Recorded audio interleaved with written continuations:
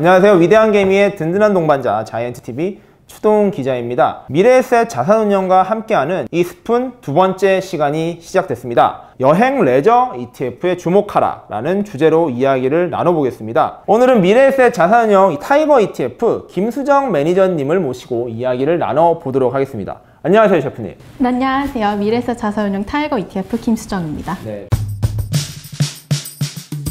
첫 번째 이야기, 2021년 여행 갈 수 있어? 라는 이야기를 한번 해볼 건데요. 벌써 2년째 접어들고 있습니다. 저 여행 갈 수 있어요? 그거에 대한 답변을 제가 확실하게 드리기는 어렵지만 많은 분들이 여행을 가고 싶어 한다. 약간 이런 컨셉을 시작해서 제가 오늘 스토리를 풀어가 볼까 합니다. 네. 우선 얀센 백신도 많이 맞고 있는 중이고 우리나라가 그리고 실질적으로 저기 그림 보시면 아시겠지만 전 세계적으로 백시네이션의 속도가 상당히 빨라지고 있습니다.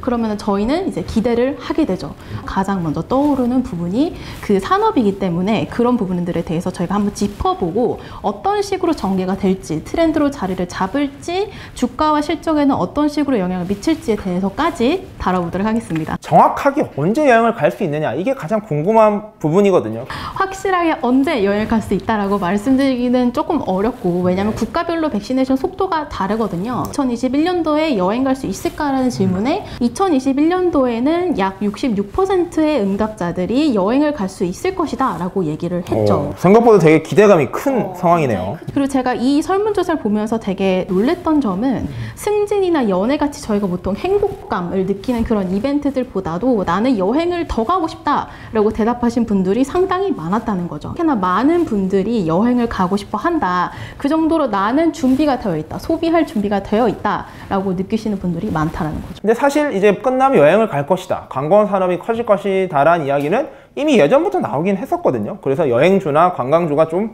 미리 좀 올랐다, 이런 뉴스도 몇 번 나왔는데, 그러면은 뭐 여행주 투자 지금 늦은 건 아닌가요? 이거를 시점을 어떻게 보느냐에 따라 다르긴 하겠지만, 제가 그래서 이번에 가져온 컨셉은 보복 여행입니다. 네. 보복 소비라는 말은 정말 많이 들어보셨을 거예요. 왜냐면은 하루가 멀다 하고 뉴스에 나오고, 샤넬 오픈런 가보셨어요? 네네네. 가보셨어요? 가봤죠. 기다리셨어요? 네. 와이프를 위해서 정말요? 가봤죠. 아, 네네. 대단하시네.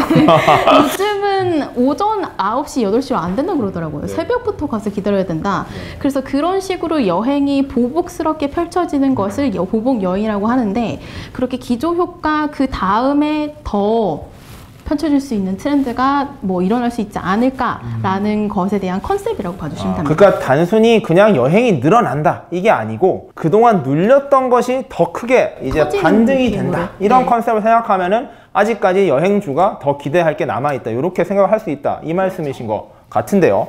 보복 여행을 갈 생각이 있나요? 라고 이것도 전 세계적으로 진행한 설문인데, 이걸 이미 또 조사하셨구나. 그럼요. 네네. 약 75%의 응답자가 보복 여행을 갈 생각이 있습니다 라고 얘기를 했고, 보복 여행이라고는 컨셉을 이해하시는 분들이 상당 부분 있고, 그리고 그거와 더불어서 한국 소비자 심리 지수, 그러니까 3년째 최대치를 기록을 했는데, 경제 회복, 그 다음에 소비자 심리 지수의 반등, 거기다가 여행 제재가 풀린다 이러면은 여러 가지 것들이 맞붙어서 좀 보복 여행으로 전개될 가능성이 있지 않을까라는 거죠.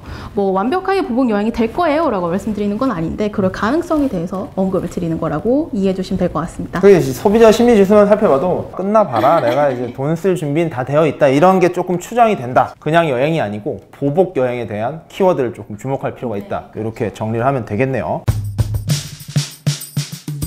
그러한 보복 여행이 얼마나 성장하고 얼마나 수익을 낼 수 있을지를 보복 소비를 통해서 한번 살펴보자 라는 말씀이신 것 같은데, 그렇죠. 어떻게 살펴보면 될까요? 우선 보복 여행과 보복 소비를 가져온 이유는 필수 소비자는 아니에요. 네. 뭐 럭셔리 굿즈도 그렇고 여행이나 레저 이런 것들이 다 저희가 인생을 사는 데 있어서 꼭 있어야 되는 존재들은 아니지만, 그렇기 때문에 두 가지의 속성이 상당히 비슷할 수 있겠다라는 출발점에서 시작을 했던 거죠. 네. 그래서 실제로 보복 소비 패턴이 어떤 식으로 전개된지를 보면 앞으로의 보복 여행 패턴이 어떤 식으로 전개될까를 저희가 추론해 볼 수 있지 않을까라는 부분이고, 샤넬 오픈런, 그 다음 에르메스 오픈런, 여러 가지 오픈런들이 발생을 했었죠.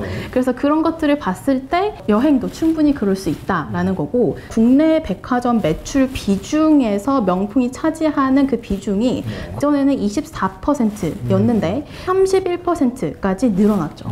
그만큼 백화점 매출을 책임지는 정도가 럭셔리 제품들이 많아졌다라고 이해해 주시면 될 것 같고, 그럼 여기서 중요한 건 이런 트렌드가 있는 거는 알겠고 그렇죠. 뉴스를 많이 봐서 아는데 실제로 기업에 미치는 영향은 어땠을까? 그게 진짜 궁금한 거죠. 맞아요. 보복 여행으로 돈을 벌 수 있냐 없냐 이거거든요. 그래서 벌 수 있다는 말씀이신 거죠?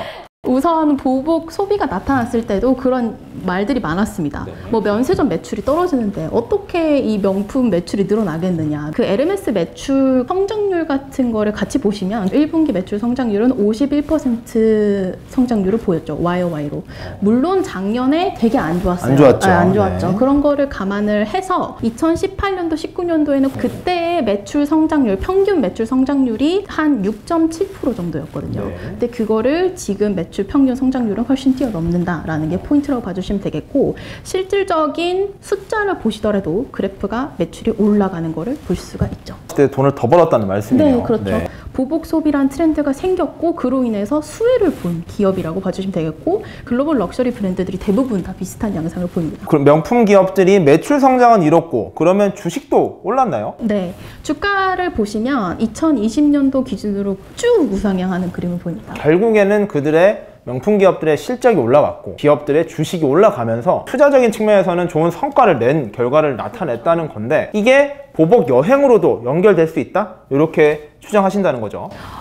저는 그렇게 추정을 드리고 이건 저의 의견임을 말씀을 드리는 거고, 제가 좀 비교하는 그림을 하나 더 가져왔는데, 글로벌 럭셔리 지수, 글로벌 여행 레저 지수, 국내 여행 레저 지수, 이 세 가지 지수를 비교를 하는 거를 제가 그림을 그려왔어요.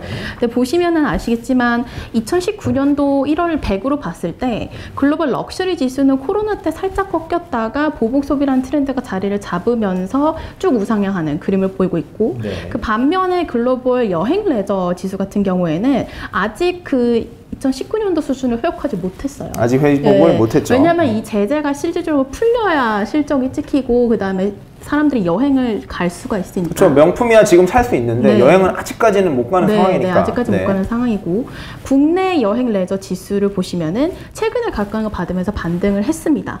근데 6개월 동안 지지부진한 모습을 보이다가 최근에 좀 가파르게 반등을 했다 살짝 꺾인 상황이기 때문에 보복 여행이 보복 소비와 같은 패턴으로 자리를 잡는다면 앞으로 전개를 생각해 보기 위해 참고해 볼 만한 그림이라고 제가 말씀을 드립니다. 그렇다면 여행 레저 어떻게 투자할 수 있는 거죠? 다양한 방법들이 있죠. 국내에도 여행 레저 관련되어 있는 주식도 있을 수 있겠고요. 그 다음에 관련되어 있는 펀드도 있을 수 있겠고, 타이거 여행 레저 ETF도 있습니다. 여행 레저 ETF가 있다고요? 네, 딱 하나 있고요. 국내에 상장된 게 2015년에 상장이 되었고요.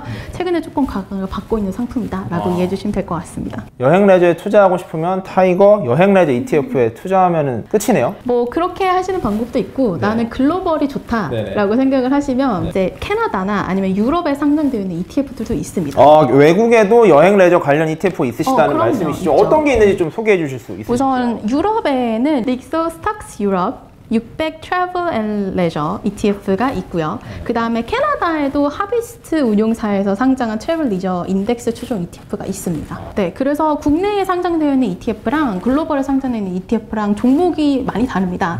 타이거 여행 레저 ETF 같은 경우에는 호텔 신라, 뭐 하나투어 이런 애들이 포함이 되어 있고요. 호텔주와 이제 항공주 등이 있는 거네요. 네. 그 다음에 그 제가 아까 전에 말씀드린 글로벌에 상장되어 있는 ETF 같은 경우에는 인터컨티넨탈 호텔.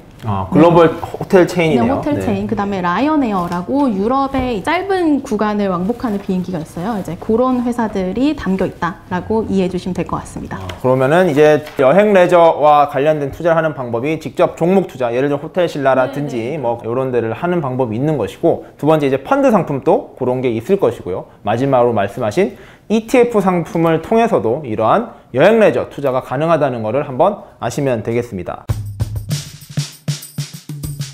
기본적인 내용 다 정리했고요. 한번 전체적으로 랩업을 해주실 수 있으실까요? 우선 저희가 지금 준비해야 되는 시기라고 저는 생각을 합니다.